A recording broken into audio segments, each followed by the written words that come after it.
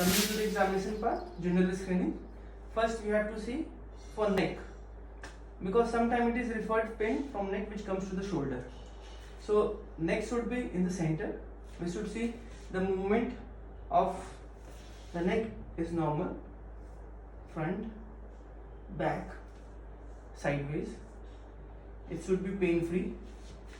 Is there any tenderness over back of neck? Is there any tenderness? If it's normal, then we have to move to the shoulder. Now coming to the shoulder, we should see first there are 3 points: look, feel and move. And look, we have to see from front that head should be in center, both the shoulders should be at the same level. We have to see any wasting of trapezius, deltoid, pectoralis, biceps, triceps. From the side, we have to see the sagittal plane, and we can see the wasting of muscle, that is of deltoid, triceps, biceps as well as infraspinatus. From back, we can again see the muscle. We have to see that the spine is also in the center. Along with this, we can see supraspinatus, infraspinatus, trapezius, and sometimes we see that there is a wasting of infraspinatus. It is in the case of suprascapular nerve injury or suprascapular nerve compression. When we have to feel, we see that we have to start from center, that is sternoclavicular joint. In old patients, they might complain of pain at sternoclavicular joint. Then we have to move towards the clavicle. So we have to feel that there is nothing, there is no tenderness. Then we come to the AC joint. It is tender in some patient in which they are suffering from AC joint arthropathy. From here we can come to coracoid process. If there is a biceps tendinopathy, there is pain at the coracoid process.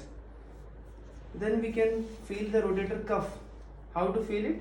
We have to just push the elbow backward so that the arm should be in extension, and there is uncovering of supraspinatus. So we can directly feel the tenderness over this place. Is there any tenderness at supraspinatus?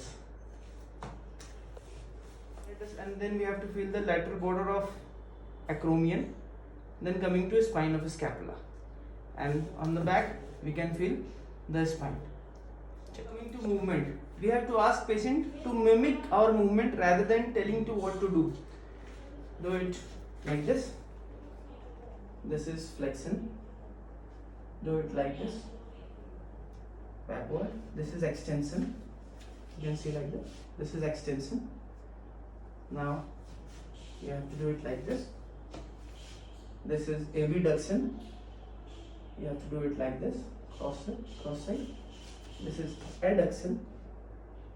And then we have to do like this. You have to go for external rotation, and then you have to come for internal rotation. This we have to do in abduction also. You have to keep the hand in abduction. You just do external rotation, and then you have to do internal rotation. You can see there is a tightening on this. Most of the time in the athletes there is a posterior capsular tightening, and that we find in internal rotation. It is because of overhand throwing abuse. There is posterior capsule contracture. That's why it is. Now coming to instability, I will be telling the specific test. First, we should do a Bilton scoring. What is this? This is a test for hyperlaxity. There are total of 9 points, in which first you have to see your thumb is touching the forearm. If you are able to touch it with forearm, you give it 1 point. Another is your little finger. It should go backward and should be parallel to the forearm, dorsum of forearm. It will be 1 point. This is done in for the both hands. Then you have to see hyperextension. Is there any hyperextension of more than 10 degree at the elbow? If it is at the elbow more than 10 degree, then it is given 1 point. So 2 to 4 and to 6 points.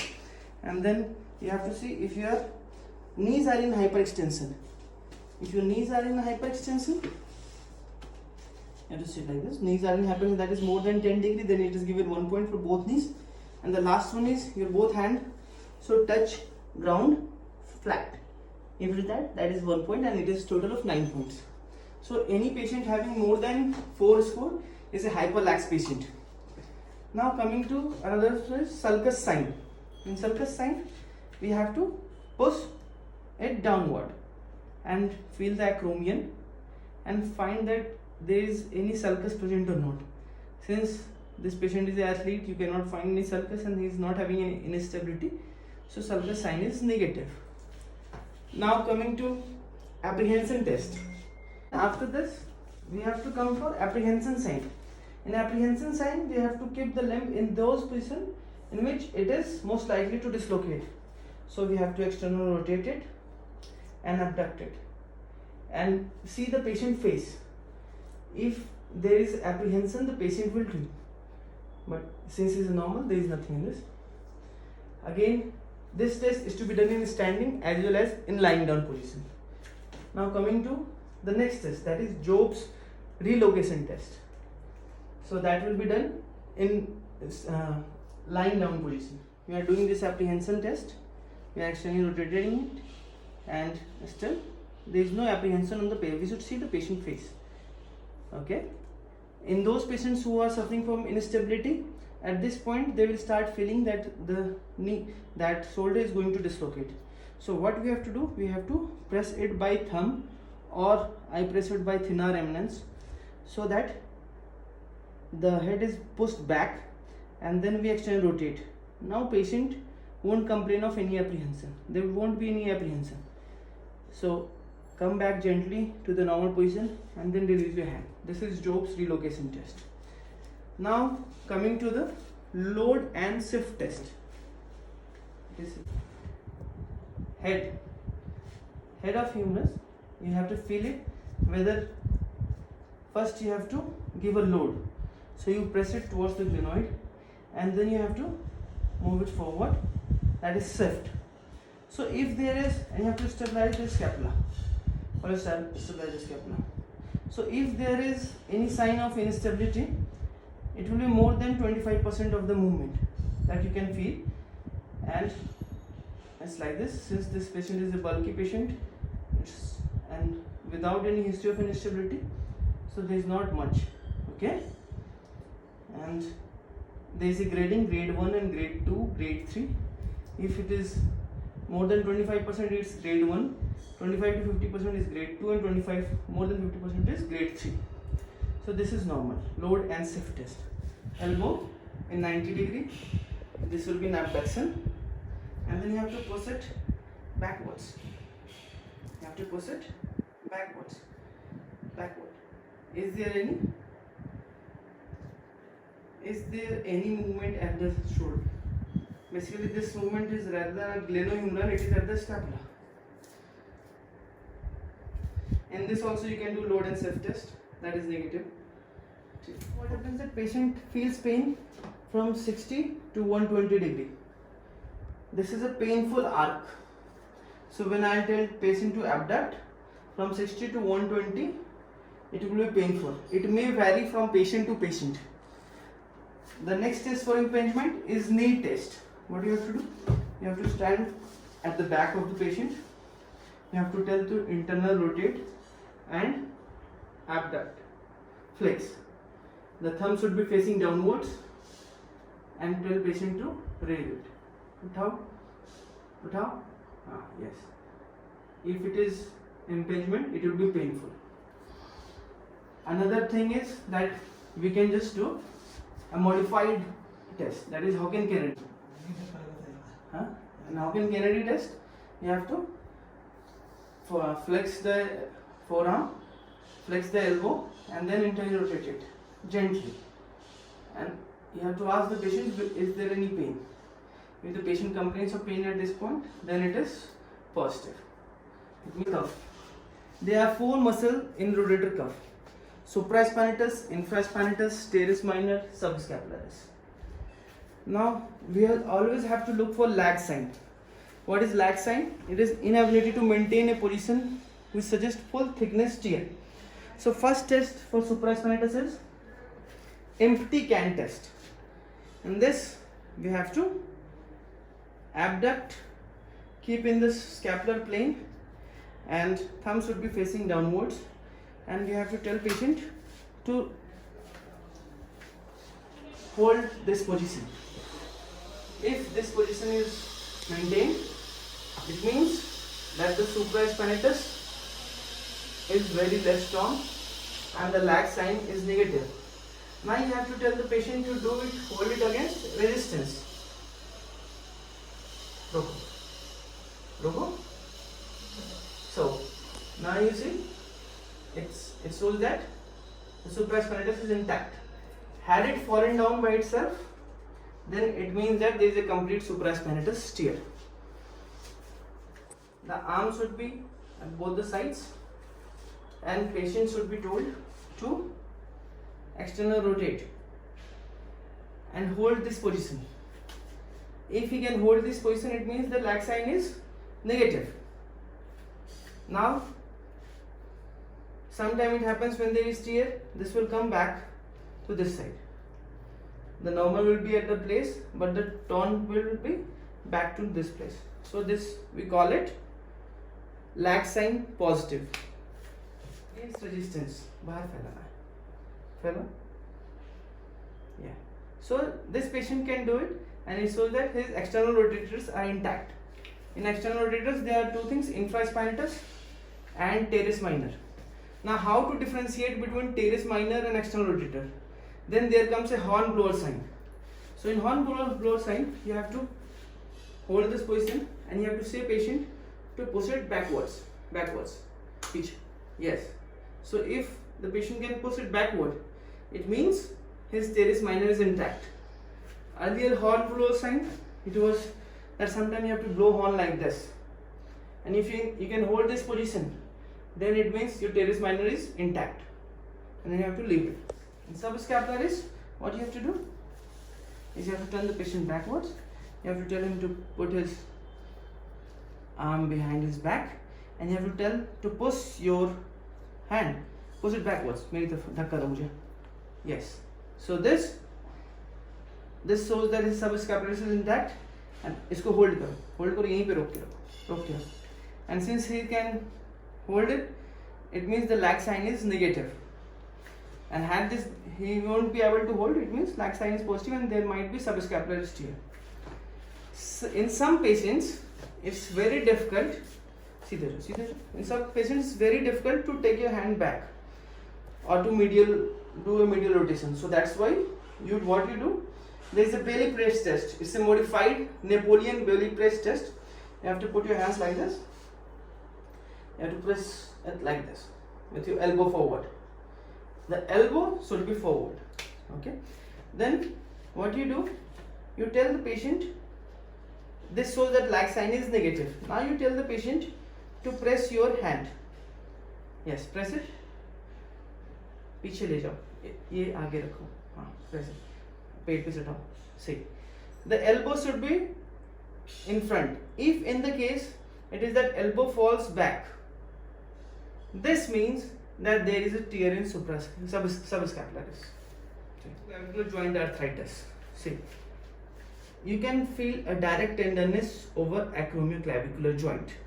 It shows that there is acromioclavicular joint arthropathy. Second is painful arc. Normally you have pain from 60 to 120. So in acromioclavicular joint, it comes in the action when you have raised it above 90. If the pain starts above 90 degree and it is still 120, it means there is a pathology in acromioclavicular joint. It is only in the case if the rotator cuff is intact. Another is cross arm adduction test. You have to cross arm and you have to press it.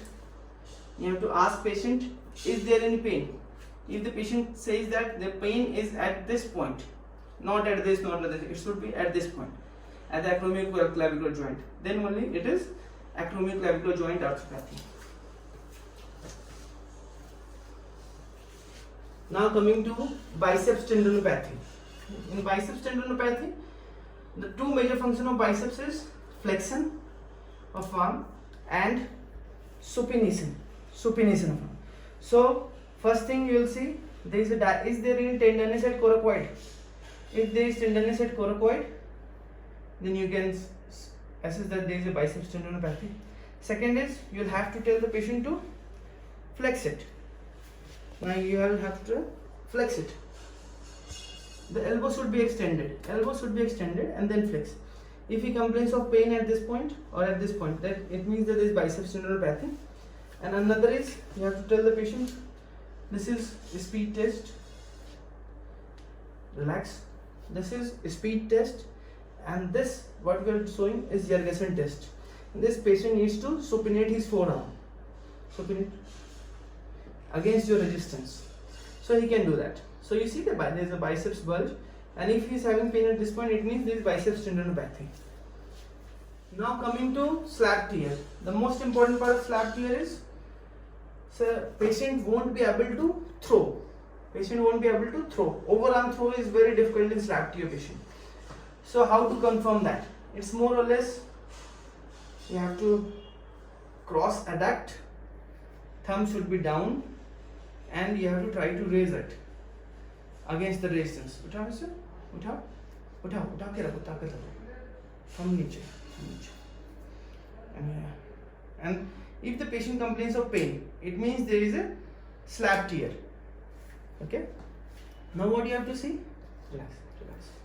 The patient won't be able to overhand throw. Now coming to posterior capsular tightening. What we see, that there is a glenohumeral internal rotation defect. So whenever we internal rotate it, say this patient is having pain. Since he is a badminton player and he is having pain at this point. So this should be facing the roof. The arm should be in 90 degree of abduction, and then you have to do it like this. I call it Vishnu position also. So you have to press it downwards, and you have to see how much it is. It is always to be compared to the normal side, and if it is more than 20% deficit, then it is positive. Frozen shoulder is always the diagnosis of exclusion. If you have met all the diagnosis and you don't find anything, then you can think of frozen shoulder. So how to differentiate between painful arc and frozen shoulder?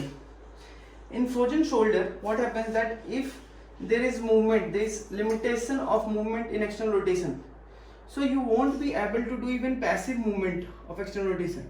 If there is limitation in external rotation or internal rotation, you cannot improve even in the passive. But in the painful arc, the passive movement is complete, more or less complete. But in frozen shoulder, it is not complete, it's limited. So that's, you come to diagnosis of frozen shoulder.